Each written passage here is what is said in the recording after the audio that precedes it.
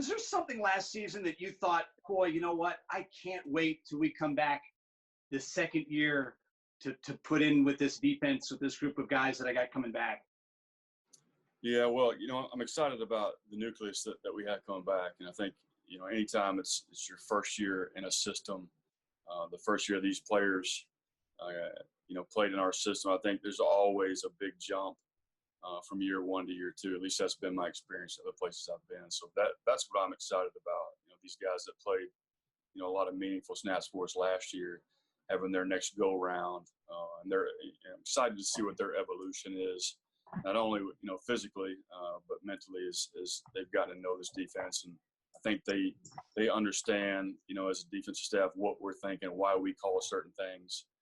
So those things take time to develop, and I think certainly I'm excited to see that evolution into the second year. That said, Diego last year moved to the new position. Such a season he had. A lot of it, I would imagine, just on pure talent and instinct. Having him coming back with a second year in that position must be pretty exciting for you. Yeah, it's huge. He's a special player, and he's a man on a mission right now.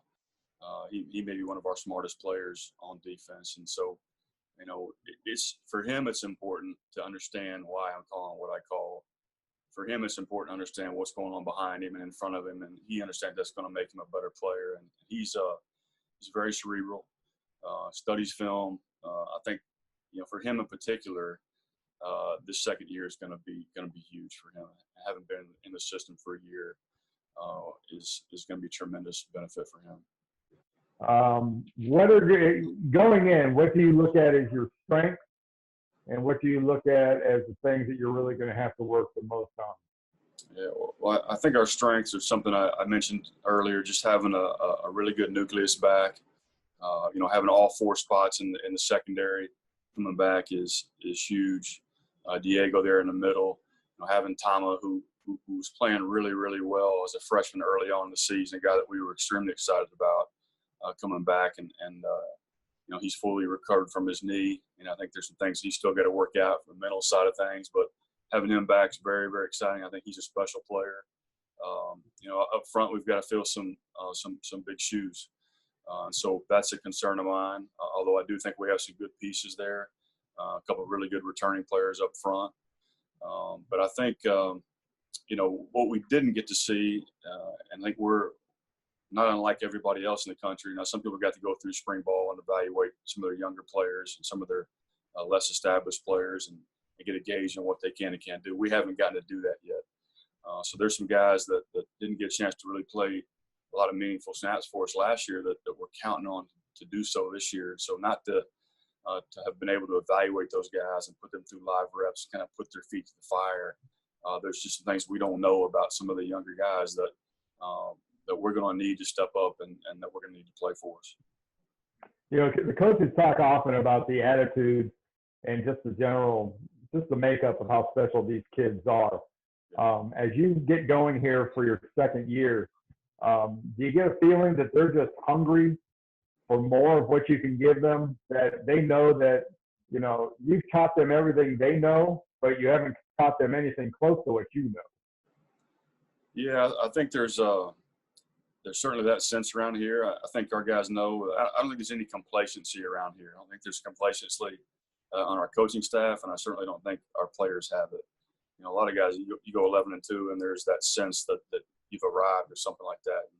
And the conversation, I had with our unit before we broke over spring break, before we were going to rejoin and start spring ball was, hey, do you guys think we've reached our ceiling at all? I certainly don't. I think we got a long way to go, and there's a ton of room for improvement. And our guys know that just by watching film from last year, watching the cut-ups and seeing the mistakes that we made. And so there's certainly a lot of room for improvement, which is the exciting thing about it.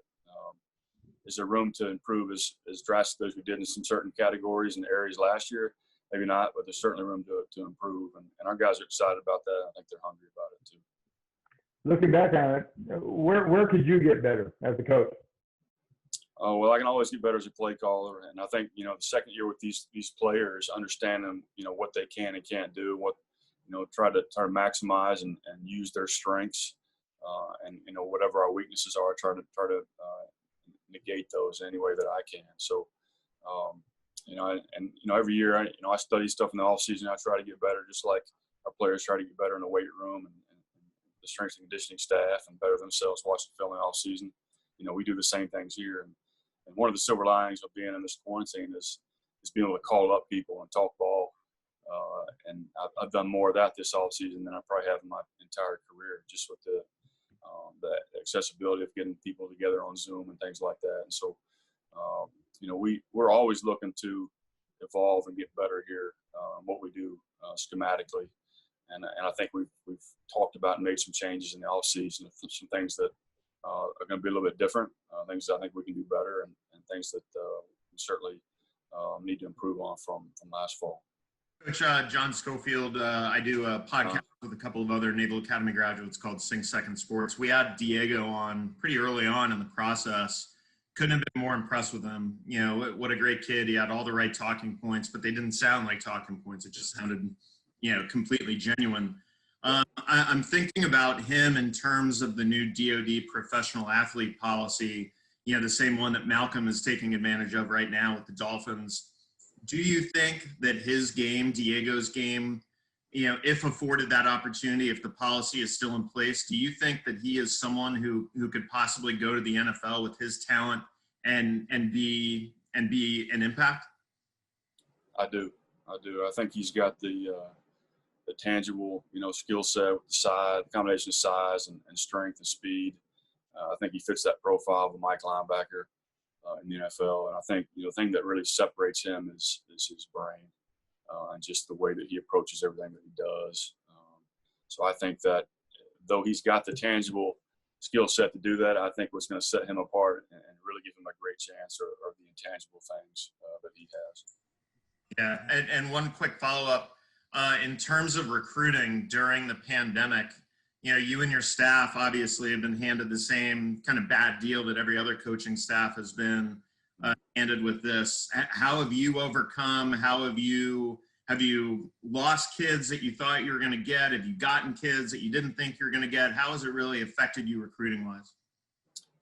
I think we talked about this morning in the staff meeting. We've got more commits right now than we did at this point last year. So it's actually gone really, really well. We're all on level playing field right now in regards to recruiting. I think the percentage of recruits that are committing is higher right now than it was at this point last year. I think a lot of kids are worried they're going to miss out on a spot. But the recruiting for us has gone really well. We've had to adjust and adapt, and I think our recruiting staff here has done a phenomenal job of doing that and being able to tell you it's been tougher to recruit this way than it is to go out in the spring and go see kids live and all that kind of deal, because you're on so many different Zoom calls and at all times of the day, including 10 o'clock at night, in the mornings, those kind of things. So it's been very time consuming, but it's been very good.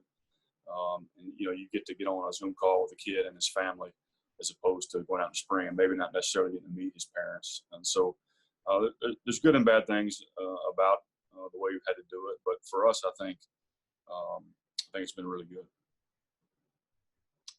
Wags, you're up. What's up, Coach? Good to see you. Good to see you. How you doing? Not bad, man.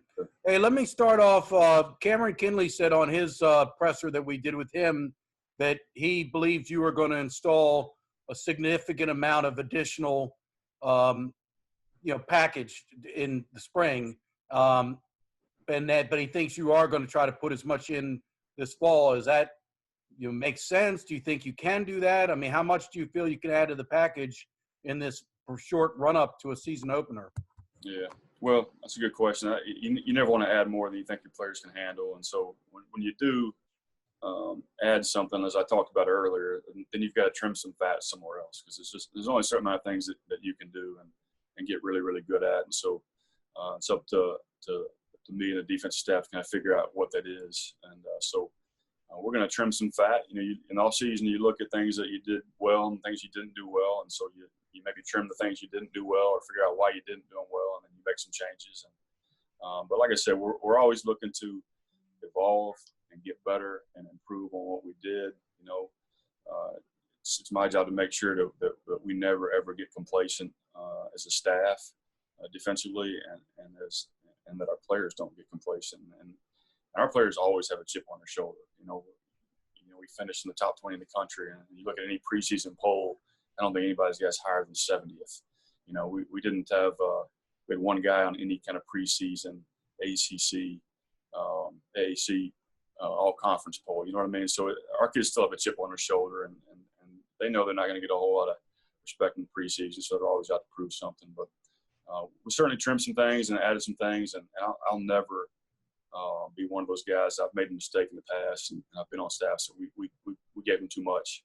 We didn't get good at anything, So I definitely am sensitive to that and don't want to do that. But if I see room for improvement or see something I want to change, typically I'll add that, but I'll take something else out.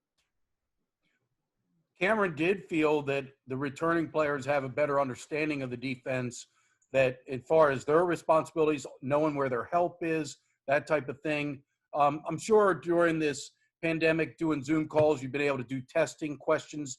Do you sense that's true, that the returning players have a much better understanding of your system? I do, 100%.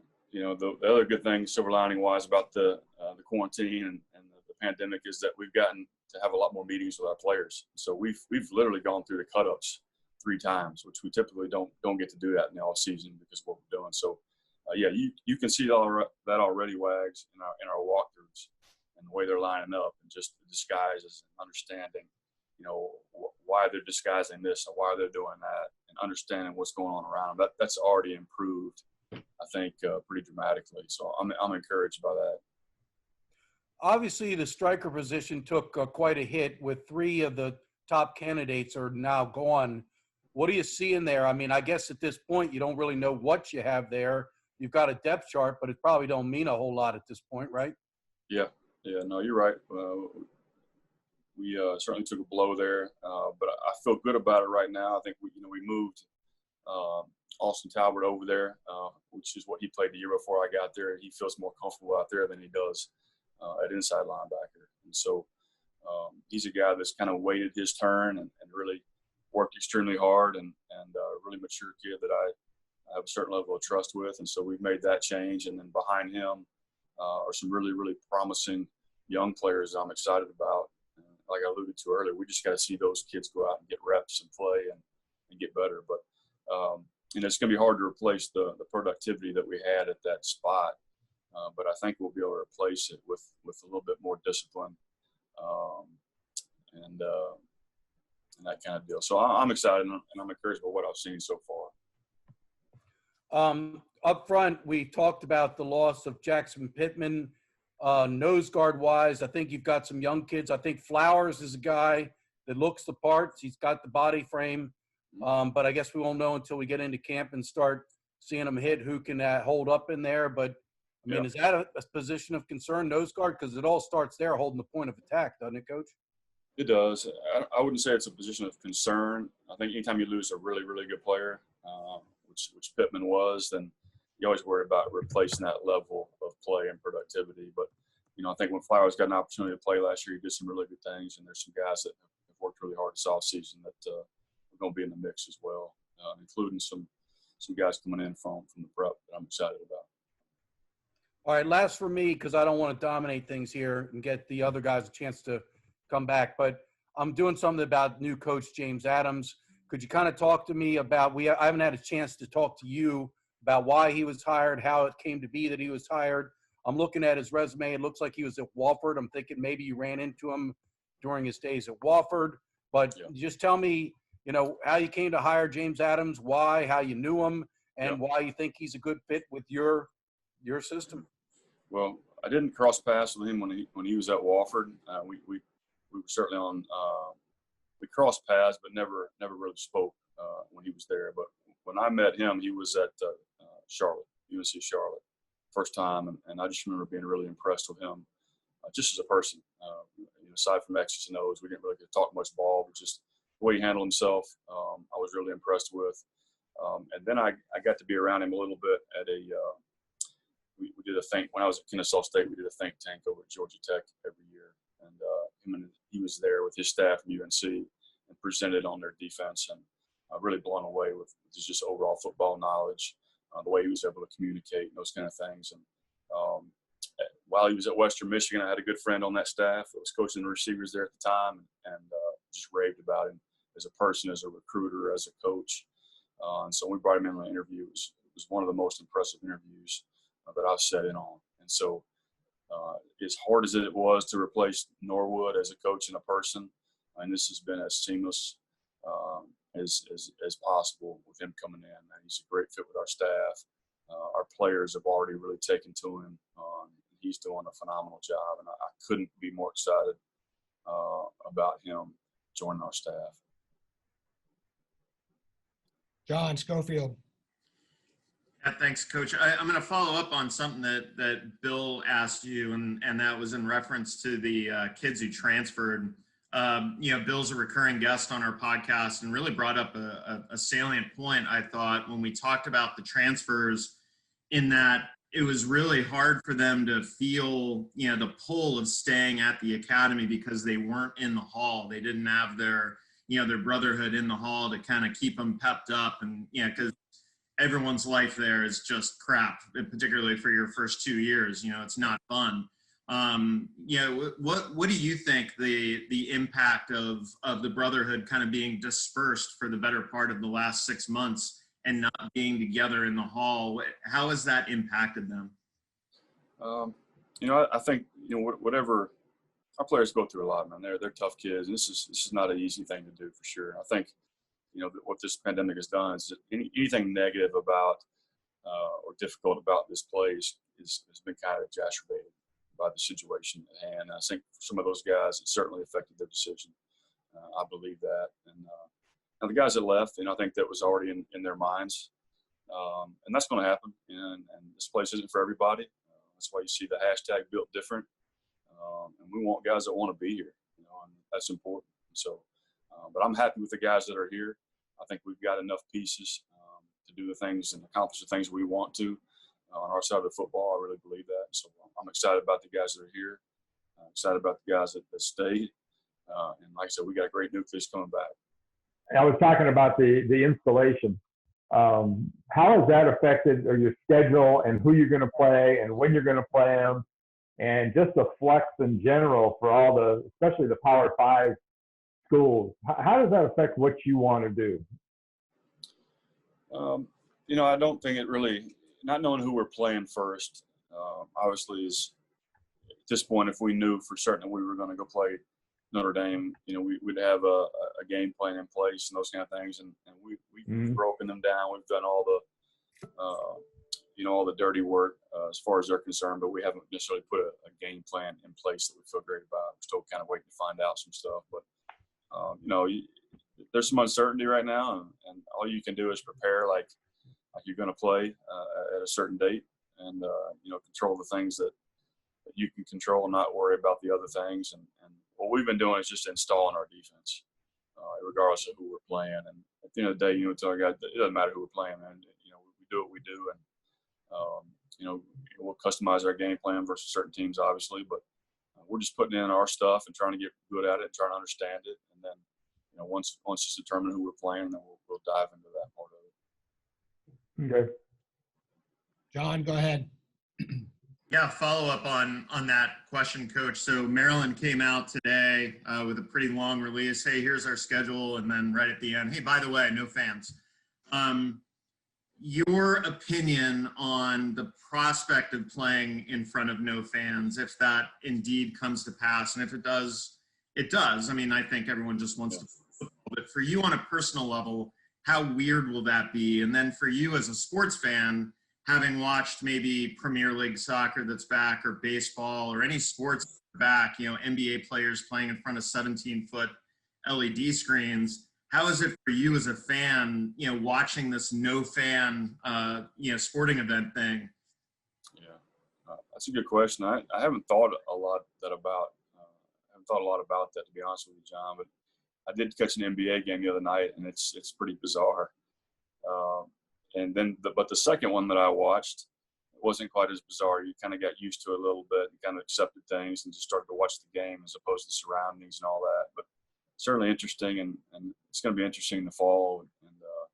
And I think we're just going to be so happy to be playing football the fan part of things is not going to be as much of a concern. And I'm sure people do things at their venues to make the environment as exciting as they can. But trying to think about it too much. But like you said, you watch these games on TV, and it's just different. It's just going to take some getting used to. It's going to take some getting used to when we go play a game. And it's half capacity or whatever, a third capacity, whatever it is. But I think we'll just all be happy to be playing. Anyone have anything else? Wags, anything? Go ahead. Well, Coach, I'll never forget sitting outside the visiting locker room at Notre Dame Stadium. You were in there a long time. It took you a while to come out. And when you did, you were a big. Yeah, I know you didn't. And you were a bit grim. You were not happy. You've waited a year to get a second chance. I mean, they got after you a little bit. What are your thoughts on that front? I mean, I think Navy defense is a lot better than they showed that day, as good as Notre Dame is. Yeah. Yeah, I agree, and that's what was so disappointing about it, and I felt like, and I'll always pull the thumb, in a situation like that. I didn't do a good job of getting us ready. I didn't do a good job of calling it in that game. So for me in particular, that's a game that I've got circled on our schedule, and certainly be disappointed if we don't get to play it, because I didn't think that we represented who we were that day as well as we should have or could have, and so it's disappointing. I think we learned a lot from it. I certainly did, and I hope we get a chance to go at them again.